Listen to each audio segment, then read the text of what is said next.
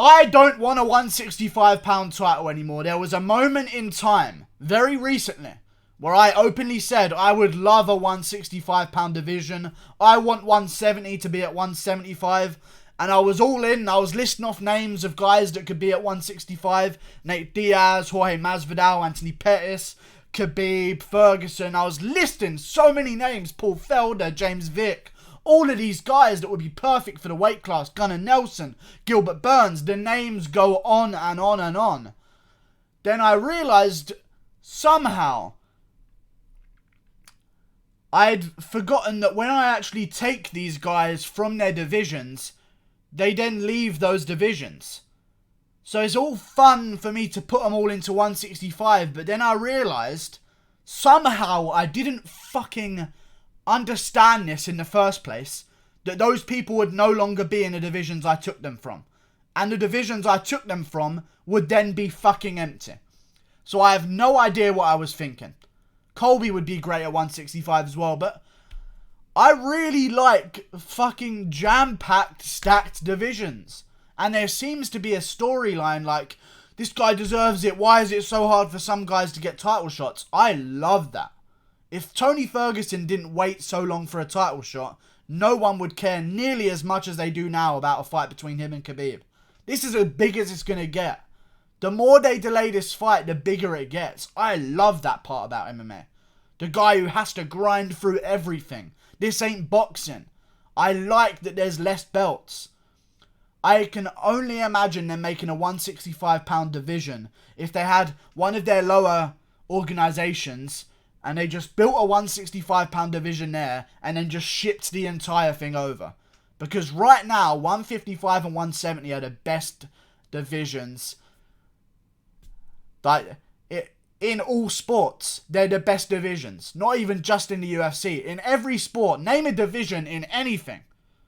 Division 1 in anything. In football.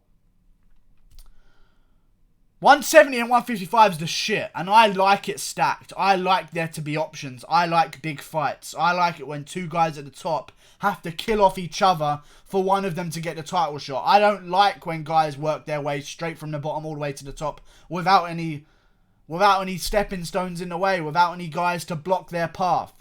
I love MMA for these reasons. I don't know why. I don't know what state of mind I was in. I don't know what drug I was doing, but I need to find out because it must have been good. Because I don't know what I was on to be thinking that a 165-pound division would be good right now.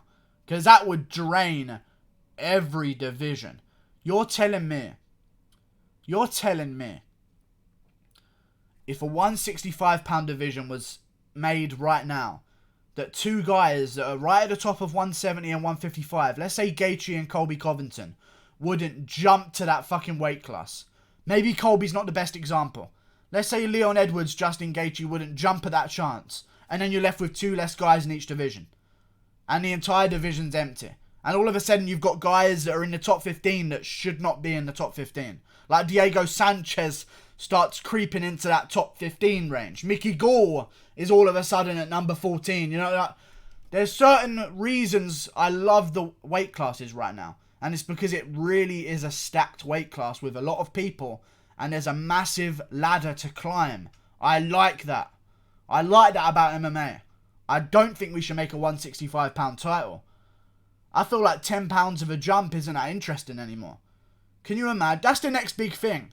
If a guy can jump from lightweight to welterweight or middleweight to light heavyweight, that's the next big thing. That jump in weight, it's twice as impressive as a guy going, like McGregor going from 45 to 55. Impressive as fuck, by the way. For a guy to go to 45 to 55, or Cejudo to go to 125 to 135, DC to go from 205 to heavyweight, which isn't as big a jump as some of you guys may think, to be honest, because you cut from like maybe 225 to 205, heavyweight to around 240 anyways. You're only really jumping 10, 15 pounds. I like that. I like the gaps. I like less divisions. Okay, as long as we can keep fighters active, that's all I want. And I realised that when they made the women's flyweight division. Because that is shit. That is utter fucking dog shit. That division. I realised it very quickly. As soon as they made that women's flyweight division, everyone started jumping. Joanna went up. Some girls from bantamweight went down. And all of a sudden, you started seeing a dead, empty division in between two decently good divisions. And I don't want that to be what 165 becomes. I don't want guys that couldn't hold their own at 170 or 55 jumping at the opportunity to win a title and then becoming a champion at 165. And there's another thing I want to break down. There is no such thing as a guy between weight classes. A lot of people throw around this term. He's an in-betweener. No, he's not. No, he's not an in-betweener. Kevin Lee is not an in-betweener. He's too small for 170. He's a decent size for 155. If he wants to make 155 easier, trust me, he can. Trust me, he can lose a millimeter of bicep circumference. Trust me, he can lose a centimeter of thigh circumference. Trust me, these guys that say they're in-betweeners and they just can't make the weight and they're too small for this one. Trust me, they can make the weight. They just want to cut as much weight as possible. Okay? You're talking about Anthony Pettis is saying he struggles with the weight. Listen, if Michael Chiesa can make 170 ever in his career, I know he's moved up now. If he can make 155 ever in his career, Pettis shouldn't even be complaining. And it's not a matter of, oh, the reason why guys are cutting so much weight is because there's not enough divisions for them. It's not the fucking case whatsoever. It's because they want to be bigger. They just want to be in a division that's small enough so they can be bigger than the small guys. That's what Kevin Lee really wants in reality. He's a wrestler, and you'll see this a lot with wrestlers, and I feel like wrestlers benefit the most from cutting weight into these divisions because they're used to cutting weight. Like strikers, they'll put a plastic suit on, they'll go for a jog before weigh-ins, they'll maybe come in 4 pounds, 3 pounds under, but wrestlers are used to making these drastic weight cuts, and their bodies seem to react in a much better way, and also wrestlers are used to competing the day after they make those weight cuts, or like a couple hours after they make those weight cuts. I don't want a 165 pound division. It would kill everything. I love divisions stacked. I love guys not getting their title shot straight away. Imagine if Masvidal had already had a title shot for beating Askren. Right, Masvidal, Usman, done. Imagine if the division was that empty and we had no discussion. There'd be no discussion for title shots ever. There'd be no who deserves it. Does this guy? There'd be none of that. It'd be, oh, this guy because everyone else is shit. That's what it would be. I don't want that.